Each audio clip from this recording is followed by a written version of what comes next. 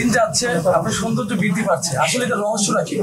এই যে রহস্য হচ্ছে আমার এই ভাই ব্রাদারদের সব স্নেহ, এই মমতা। আমি বলবো যে আপনারা যেভাবে আমাকে দিনের পর দিন আগলে রেখেছেন, যেভাবে ইন্ডাস্ট্রি আমাকে সাপোর্ট দেয়, আমি আসলে চিরকৃতজ্ঞ।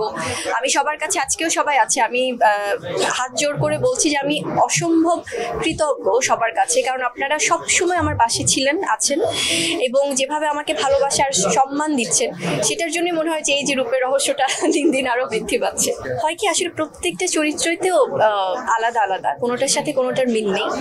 তবে আমি কিছুদিন আগেও বলছিলাম একটা গণমাধ্যমে যে আমি এখন খুবই চুজি আসলে কাজের ব্যাপারে। আছে না অনেক সময় হয়তো বা র্যান্ডম অনেকের, যেমন আলহামদুলিল্লাহ যে যারা এই পরিচালক প্রযোজকরা আছে তারা আসলে যে কোনো গল্প হলে তারা চিন্তা করে যে বুবলিকে বা কাস্ট করা যায় কিনা, বা ওনাকে আমরা চাই এই সিনেমাতে। তো সেখান থেকে আমার দর্শকদের যে একটা ভালোবাসা তৈরি হয়েছে, একটা আগ্রহ তৈরি হয়েছে, একটা দায়বদ্ধতাও কাজ করে। সো আমি র্যান্ডম খুব একটা, যদি বছরে একটি দুটো কাজও করি, খুব কম কাজ করতে চাই, but that has to B qualityful. So শুধুমাত্র যে কাজ করার জন্য করছি, ইটস নট লাইক দ্যাট। আমি চাই যে 2025 মাথায় রেখে যেন দর্শকরা সেভাবেই দেখে, কারণ আমাদেরও কিছু লিমিটেশনস আছে, আমাদের একটা বাজেটের ব্যাপার আছে সব সিনেমা টিমেই।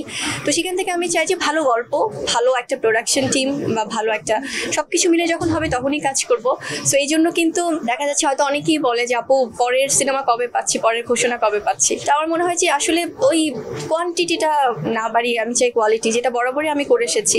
সো অনুরোধে ঢেকে আর আসলে চাই না যে না, অনেকেই বলছে ছোট বোন হিসেবে আছে, এই কাজটা আপু একটু করে দেন। সো এইভাবে আর চাই না, আমি চাই যে কাজের ক্ষেত্রে যেন আমার দর্শকরা আশাহত না হয়, সেটাই আসলে চাচ্ছি।